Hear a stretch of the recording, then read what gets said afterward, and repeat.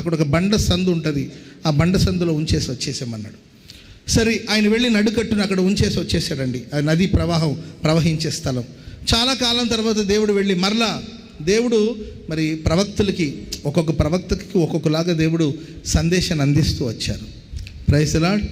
కుమ్మరి ఇంటికి వెళ్ళమంటాడు. వెళ్ళి అక్కడ కుమ్మరి మట్టి పాత్రను తయారు చేస్తున్నప్పుడు అక్కడ దేవుడు ప్రవక్తకు ఒక సందేశాన్ని ఇస్తాడు. అట్లా ఒక్కొక్క ప్రవక్తలకి ఒక్కొక్క పర్యాయాలు ఒక్కొక్కలాగా దేవుడు సందేశాలు ఇస్తూ వచ్చాడు. సరే ఇక్కడ దేవుడు అంటాడు, నీ వెళ్ళి నీ నడికట్టును తీసుకొని ఆ బండ సందులో ఉంచమన్నాడు. సరే ఉంచి చాలా కాలం తర్వాత వెళ్ళి చూస్తే ఆ నడికట్టు కుళ్ళిపోయింది, చెడిపోయింది, పాడైపోయింది. అప్పుడు దేవుడు అంటాడు, వీళ్ళు ఈ ఇశ్రాయేలు ప్రజలు, నా ప్రజలైన ఇశ్రాయేలు ప్రజలు వాళ్ళ హృదయ కాఠిన్యం చొప్పున నడుచుకున్నారు గనక వీళ్ళు కూడా ఆ నడికట్టు చెడిపోయినట్లు వీళ్ళ జీవితాలు ఒకరోజు చెడిపోతాయి. గర్వాన్ని బట్టి, అహంకారాన్ని బట్టి, హృదయ కాఠిన్యము చొప్పున కొంతమంది గర్వంతో నడుచుకునే వాళ్ళు కొంతమంది ఉంటారు. కానీ ప్రియులరా, మన విశ్వాసయాత్రలో మనం ఎలాగ నడుచుకోవాలంటే మన ద్వారా దేవుని నామం మహింపరచబడాలి. స్తోత్రం చెప్పండి గట్టిగా. దేవుడు నిన్ను ఎంత ఆశీర్వదించినా ఎక్కడ గర్వానికి చోటు ఇవ్వద్దు. హృదయ కాఠిన్యం చొప్పున కొంతమంది నడుచుకుంటున్నారు. వాళ్ళ హృదయం కఠినమైపోతుంది. కొందరి హృదయం కఠినం.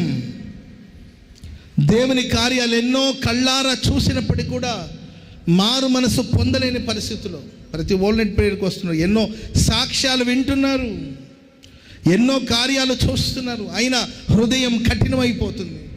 మనసును మార్చుకోలేని పరిస్థితుల్లో ఉన్నారు. ఆ నడికొట్టు, ఆ నది నీళ్లలో నాని ఏ విధంగా కుళ్ళిపోయి పాడైపోయిందో, కొందరి జీవితం కుళ్ళిపోవడానికి, కొందరి జీవితం పాడైపోవడానికి గల కారణాలు ఏంటని మనం చూస్తే గర్వాన్ని బట్టి, హృదయ కాఠిన్యాన్ని బట్టి. ఫరో ఎదుట దేవుడు ఐగుప్తు దేశంలో ఎన్నో అద్భుతాలు చేసినప్పటికీ కూడా ఆయన మనసు ఎప్పటికప్పుడు కఠినమవుతూనే వచ్చింది. చాలా కోల్పోయాడు. నైల్ నది పాడైపోయింది. దేశమంతా చీకటి కమ్ముకొనింది. దేశంలో ఉన్న జ్యేష్ఠ కుమారులందరూ చనిపోయారు. మిడతల వలన, కప్పల వలన, వడగండ్ల వాన వలన, రకరకాలమైన సమస్య వలన పంటలు పాడైపోయినాయి, పశువులు పాడైపోయినాయి, దేశమే నాశనం అయిపోయినప్పటికీ కూడా ఇతనికి ఏమాత్రం మార్పు లేదు. మన కన్నుల ఎదుట దేవుడు ఎన్నో కార్యాలు చేస్తున్నాడు, ఎన్నో సూచక్రియలు నువ్వు చూస్తున్నావు, ఎన్నో కార్యాలు స్పష్టంగా కనబడుతున్నప్పటికీ హృదయ కాఠిన్యం చెప్పున ఒకవేళ నీవు నడుచుకుంటున్నావేమో అని దేవుని ఆత్మ నిన్ను హెచ్చరిస్తుంది. కనుక గర్వం వద్దు, అహంకారం వద్దండి. దీన మనసు కలిగి హృదయాన్ని కఠినపరచుకోవద్దు. మనసు పాడైపోయింది అనుకోండి, హృదయం పాడైపోయింది అనుకోండి, మన ఊహ చెడిపోయింది అనుకోండి, దేవుడు కూడా ఏం చేయలేడు. పరిశుద్ధ గ్రంథంలో ఎందరో భక్తులు మనం చూస్తాం, వాళ్ళ గర్వాన్ని బట్టి, అహంకారాన్ని బట్టి. రాజు పిలిచినప్పుడు రాజు పిలుపును తిరస్కరించి, రాజు పిలుపును తిరస్కరించి ఆమె గర్వాన్ని బట్టి, ఆమెకున్న అందాన్ని బట్టి కావచ్చు, లేకపోతే ఆమెకున్న డబ్బును బట్టి కావచ్చు, ఆమె పట్టపు రాణి అనే స్థానాన్ని బట్టి కావచ్చు, ఆమె గర్వముగా ఇచ్చిన ఉత్తరాన్ని బట్టి సింహాసనం నుండి పడద్రోయబడింది. బైబిల్లో ఎందరో చరిత్ర మనం చూస్తామండి. అహంకారము, హృదయం కఠినమైపోవడం, దేవుని కార్యాన్ని చూసి కూడా మారు మనసు పొందకపోవడం, దేవుని కార్యాన్ని చూసి కూడా మార్చుకోకపోవడం. సంపూర్ణ రాత్రి ఉపవాస ప్రార్థన కూడికలో పాల్గొన్నప్పటికీ బయటకు వెళ్ళేటప్పుడు మాట మారదు, కొందరికి వాళ్ళ నడక మారదు, వాళ్ళ జీవితాలు మారదు. ఎలా వచ్చారో అలాగే తిరిగి వెళుతూ ఉంటారు. దేవుని సన్నిధిలో 12 కర్రలు తీసుకొచ్చారండి. వాటిలో ప్రియులరా ఒక అహరోను కర్ర తప్ప మిగతా కర్రలన్నీ అలాగే ఉన్నాయి. వాటిలో చిగురు లేదు, వాటిలో పుష్పం లేదు, వాటిలో ఫలాలు లేవు. ఎన్నో సంవత్సరాలుగా దేవుని సన్నిధికి వస్తున్నారు, ఎన్నో సంవత్సరాలుగా సంపూర్ణ రాత్రి ఉపవాస ప్రార్థన గుడికి వస్తున్నారు. ప్రార్థన మానరు, సినిమాలు కూడా మానరు. ఆ మధ్య ఒక ఆమె ప్రార్థనకు బయలుదేరి ఆదివారం ప్రార్థనకు వచ్చి ప్రార్థన ముగించుకుని వెళుతుందండి. 3 పిల్లల తల్లి ఆమె. 2 పిల్లలు ఉన్నారు, ఇంకొక బిడ్డ గర్భంలో ఉంది. 3 పిల్లల తల్లి ప్రార్థన చూసుకొని పోతూ ఏంటండి మన నియర్ బై ఉన్న థియేటర్ దగ్గర మధ్యాహ్నం షోని ఏమంటారు,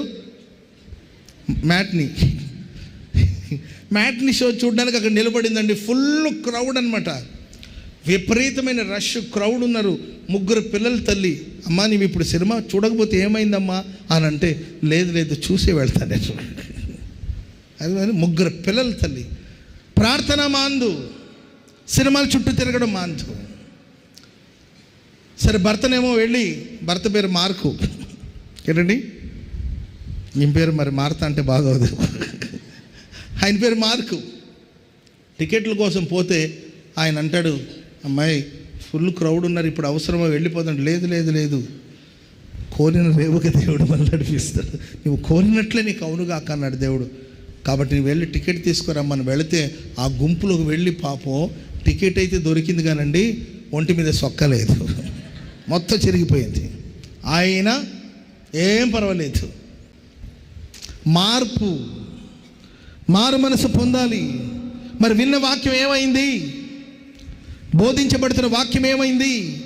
మాట మారలేదు, ఆలోచనలు మారలేదు, ఉద్దేశం మారలేదు. హృదయం కాఠిన్యం. వింటానే ఉన్నాం, మందిరంలో తింటానే ఉన్నాం, ఎన్నో ప్రసంగాలు విన్నాం. మాకు తెలియని ప్రసంగాలా? మేము నీ బోధ కాదు బాబు, మేము దైవజనులు యేసన్న గారి బోధ విన్నాం, మేము ఆ రోజు నుండి విశ్వాసులం. మంచిదేనండి, మంచిదే. మరి దైవజనులు బోధించిన బోధ ఏమైంది మీ జీవితాల్లో? హృదయాన్ని కఠినపరుచుకొని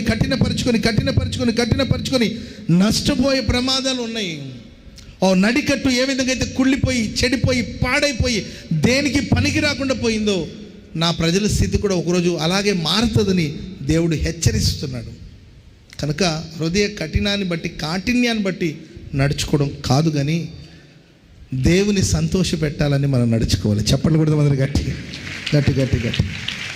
హల్లెలూయా. నా ప్రభు నేను ఎలా సంతోషపెట్టాలి? నా ప్రభుని ఎలా నేను సంతోషపెట్టాలి? నా ప్రభు ఎప్పుడు నన్ను చూసి ఆనందిస్తాడు?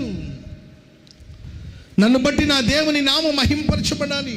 దైవజనుడు పౌలు గారు అంటారు, నా బ్రతుకు మూలముగానైనను, నా చావు మూలముగానైనను నా దేవుని నామం మహింపరచబడాలి. చెప్పండి కూడా మొదలు గట్టిగా.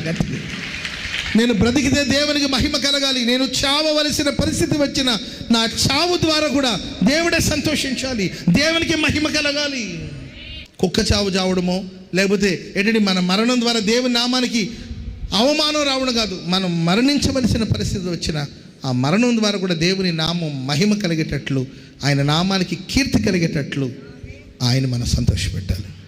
పక్కన వాళ్ళని చూసి చెప్పండి, పక్కన వాళ్ళని చూసి, నిద్రపోయిన చాలు కానీ దేవుని సంతోషపెడదామని చెప్పండి. ఎంత తెలియగలవాడు చూడండి. ముందు ముక్క చెప్పలా, మూతి పళ్ళు రాలితేని ముందు ముక్క చెప్పలా. తెలియగలవాడండి మీరు. అసలు దేవుని సంతోషపెడదామని చెప్పండి. దేవుని సంతోషపెడదాం. దేవుని సంతోషపెట్టేటట్లు మనం నడుచుకుందాం.